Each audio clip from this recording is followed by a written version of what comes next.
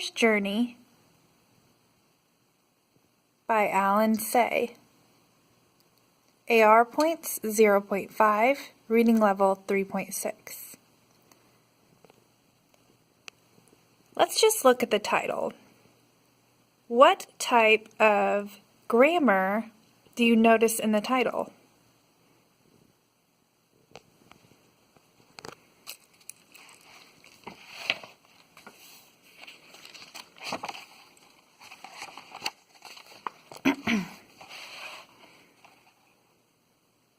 My grandfather was a young man when he left his home in Japan and went to see the world. He wore European clothes for the first time and began his journey on a steamship. The Pacific Ocean astonished him. For 3 weeks he did not see land. When land finally appeared, it was the New World.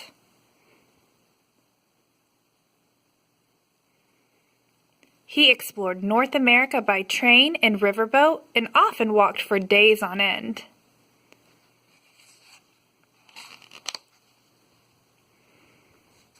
Deserts with rocks like enormous sculptures amazed him. What type of figurative language is on this page?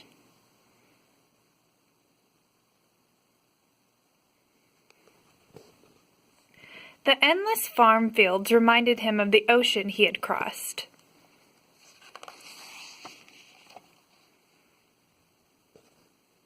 Huge cities of factories and tall buildings bewildered and yet excited him. He marveled at the towering mountains and rivers as clear as the sky. What type of figurative language is on this page?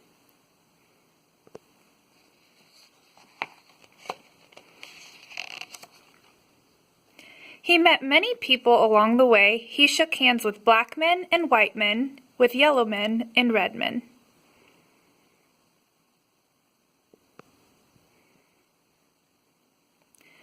The more he traveled, the more he longed to see new places and never thought of returning home.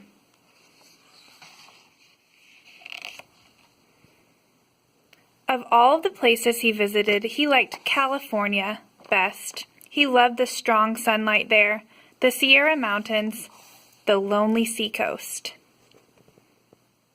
What type of figurative language is on this page?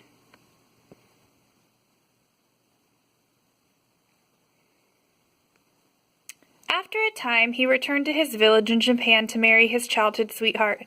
Then he brought his bride to the new country.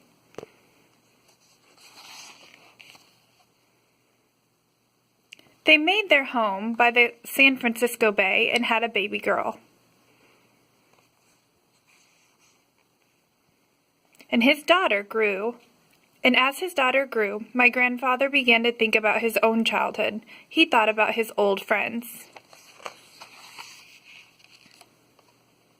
He remembered the mountains and rivers of his home. He surrounded himself with songbirds, but he could not forget.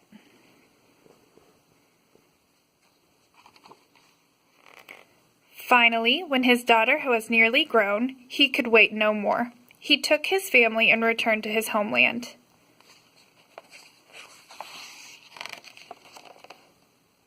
Once again, he saw the mountains and rivers of his childhood. They were just as he had remembered them. Once again, he exchanged stories and laughed with his old friends. But the village was not a place for a daughter from San Francisco, so my father bought a house in a large city nearby.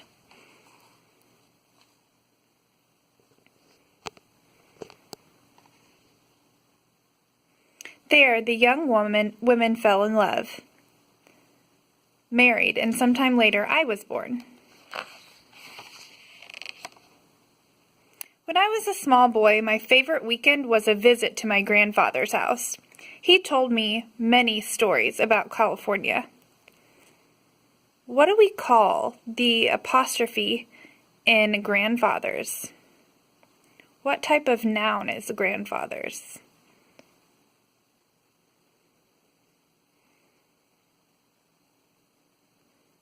He raised warblers in Silverise, and he could not forget the mountains and rivers of California, so he planned a trip.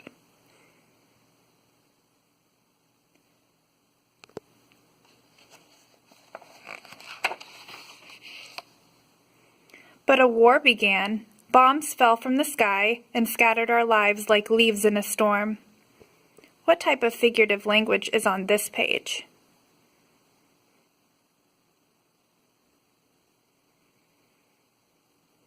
When the war ended, there was nothing left of the city and of the house where my grandparents had lived.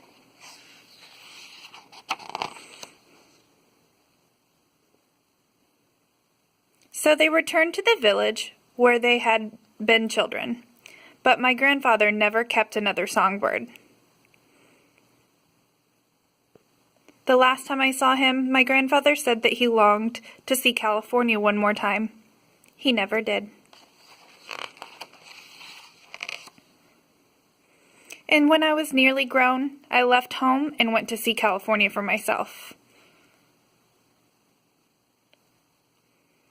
After a long time, I came to love the land my grandfather had loved, and I stayed on until I had a daughter of my own. But I also missed the mountains and rivers of my childhood. I miss my old friends. So I return now and then, when I cannot still the longing in my heart. The funny thing is, the moment I am in one country, I am homesick for the other.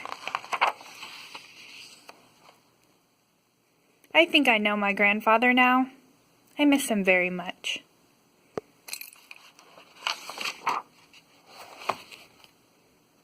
The end.